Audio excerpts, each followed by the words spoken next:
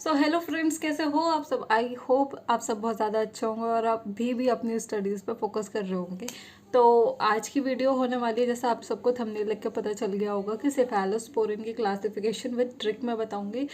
तो अभी चल रहा है हमारा मेडिसिनल केमिस्ट्री 6th सेमेस्टर का सीरियल नंबर 5 तक तो हो गया, ये छठा सीरियल नंबर है। तो मैं आपके फेलो फ्रेंड्स आपका स्वागत करती हूँ अपने चैनल वेलोसिटी फार्मा में।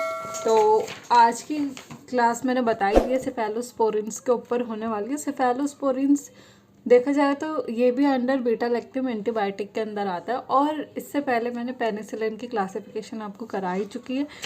जैसे कि मैंने पहले बताया, बीटा लैक्टम एंटीबायोटिक में हमें penicillin, cephalosporin, beta lactamase inhibitor और मोनोबैक्टम्स के बारे में पढ़ना है। पेनिसिलिन मैंने कवर करवा चुकी है, आज मैं सेफेलोस्पोरिन्स करवाऊंगी, और नेक्स्ट लेक्चर में आपको बीटा लैक्टमेज इनहिबिटर और मोनोबैक्टम दोनों एक साथ देखने को मिलेंगे। तो सेफेलोस्पोरिन्स की बात करा जाए तो सेफेलोस्पोरिन्स को हमने 5 क्लास में डिवाइड किया है। First generation, second generation, third generation, fourth generation and fifth generation. और सारी जो भी जनरेशन है वो ओरल को अलग याद करनी पड़ती है, पैरेंट्रल को अलग। ओरल और पैरेंट्रल दोनों अलग अलग है। आप मिक्स भी याद कर रहे हो तो यार अलग अलग थोड़ी सी और मेहनत कर लो, अलग अलग याद कर लो। मेरे ट्रिक से वैसे भी आपको अलग अलग ही याद होगी और आपके लिए आगे भी बेनिफिशियल रहेगी। तो फर्स्ट क्लास की बात करें तो फर्स्ट क्लास में है, एक मिनट, तो फर्स्ट क्लास की अगर बात करें तो फर्स्ट क्लास में ओरल और पैरेंटल जो मैंने बताया ही अलग अलग है। इसमें सेफाट्रॉक्सिल, सेफालेक्सिन, सेफेड्रिन, सेफेलोरिडीन, सेफाजोलिन, सेफेलोथिन।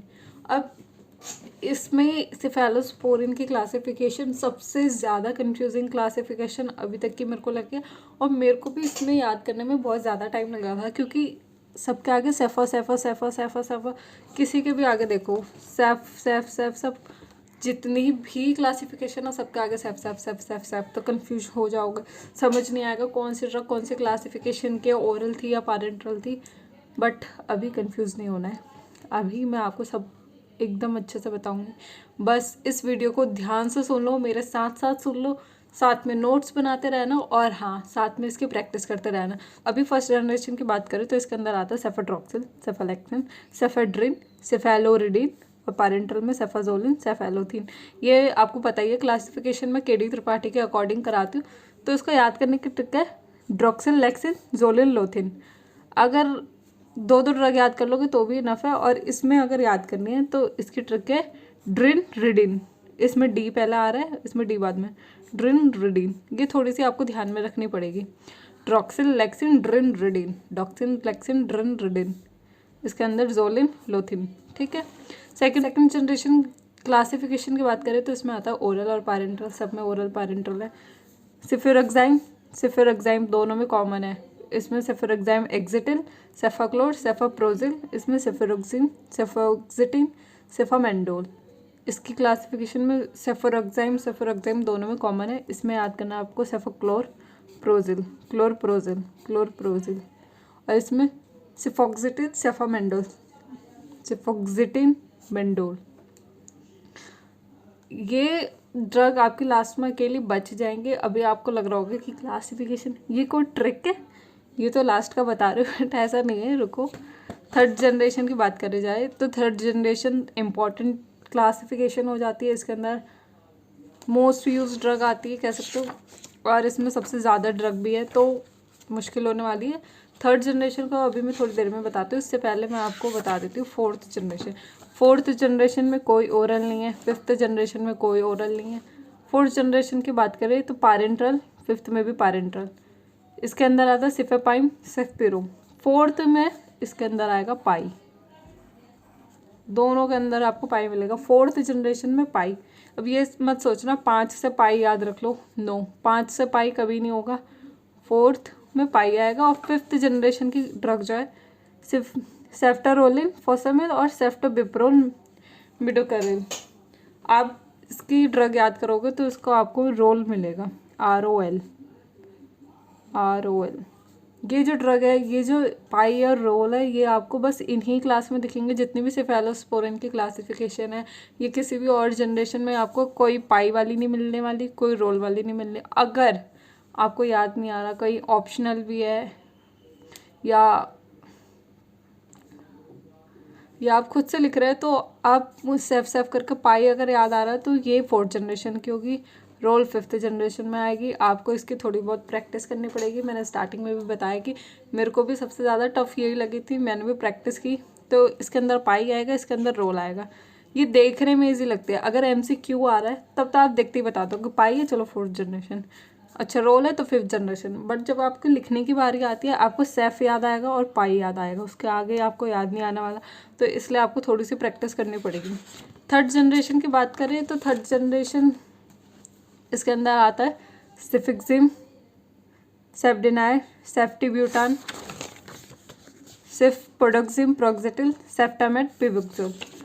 इसके लिए मैंने जो ट्रिक बनाई है यह है, एक दिन आपको इसे कहानी से याद करना पड़ेगा। मैंने भी कहानी से याद की है।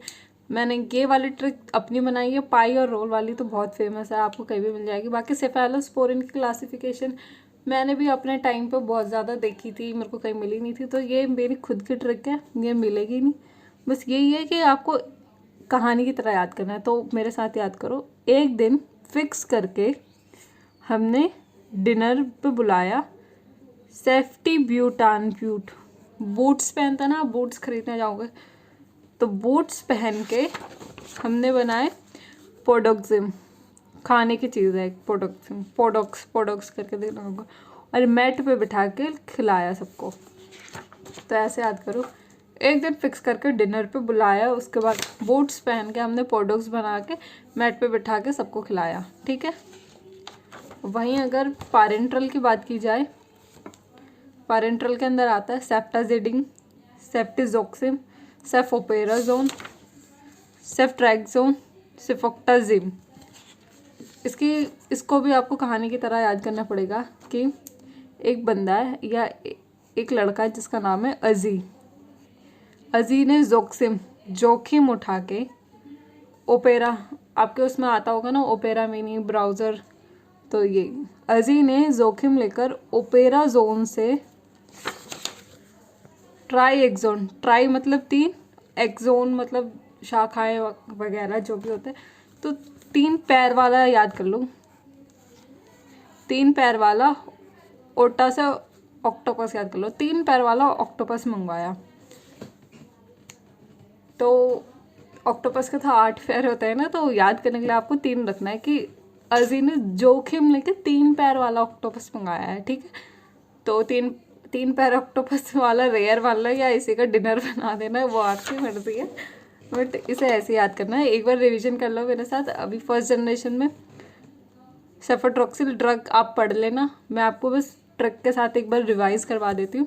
1st जनरेशन में रॉक्सिल, लेक्सिन, ड्रिनरिडिन, और पैरेंटल में जोलिन, लोथिन, ठीक है। 2nd जनरेशन में सेफोरोक्सिम दोनों सेम है। इसके अंदर आएगा सेफोक्लोर, सेफप्रोक्सिल। अब आपको पता ही चल जाएगा, अब आपको समझ आएगा कि ये कहाँ यूज़ हो रहा था।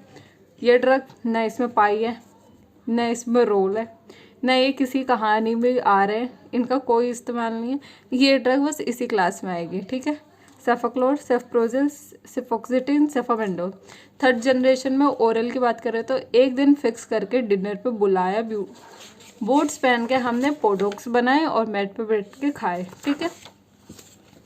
और पैरेंटल की बात करें, अजी ने जोखिम उठाकर ओपेरा जोन से 3 पैर वाला ऑक्टोपस मंगाया। 4th जनरेशन में पाई आएगा, 5th जनरेशन में रोल आएगा। तो आई थिंक इससे ज़्यादा आपको प्रॉब्लम नहीं होनी चाहिए, अब आपको याद हो जाना चाहिए। और मैंने भी जितनी ईजीएस्ट ट्रिक हो सकती थी उतनी ईजीएस्ट बनाई है, और आई होप अगर मेरे को आगे कभी इससे भी ईजी ट्रिक मिलते हैं तो वो मैं बताऊंगी। बट ये अभी तक की सबसे ईजी ट्रिक है। और अगर आप दूसरों के यूट्यूब चैनल पे देखोगे तो सेफेलोस्पोरिन की सारी क्लासिफिकेशन की आपको वो नहीं मिलेगी, ट्रिक नहीं मिलेगी। वो बस रोल और पाई बता देंगे, ज़्यादा से ज़्यादा 2nd जनरेशन का बता देगा। 3rd जनरेशन में सबको थोड़ा मुश्किल होता है, टफ होता है। बट ये आपको एक कहानी की तरह याद कर लोगे तो it will be much better. So मिलते हैं नेक्स्ट वीडियो में, तब तक के लिए बाय। पढ़ते रहिए, क्लासिफिकेशन याद करते रहिए, टाटा।